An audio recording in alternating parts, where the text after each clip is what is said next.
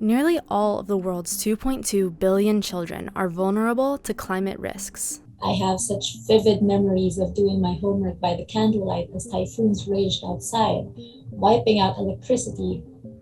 Growing up, being afraid of drowning in my own bedroom as I would wake up to a flooded room, and my story is already such a privileged one.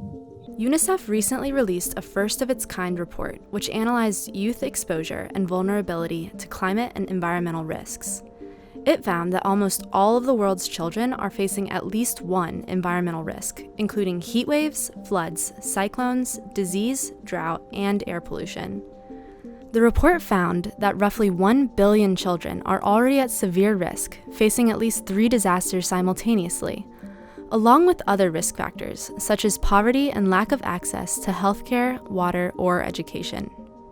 I actually started my activities at an early age, thinking about the rights of the children in my village and other climate-affected coastal areas in the country. As you may know, Bangladesh is one of the countries that are most vulnerable to the global impact of climate change. Environmental disasters like floods, cyclones, and droughts threaten the lives and futures of over 19 million Bangladeshi children. The report found that around the world, 920 million children are highly exposed to water scarcity, 820 million children are exposed to heat waves, and 600 million are exposed to vector-borne diseases, such as malaria and dengue. The subject of climate change is very personal to me. In fact, it's more than a subject. I live climate change. I come from an agriculture-based society. Due to the unpredictability and uncertainty of these weather patterns, we are struggling to decide which crops to grow. Some have even resolved to planting small grain crops. However, if the weather continues like this, it could lead to a serious food crisis in my community.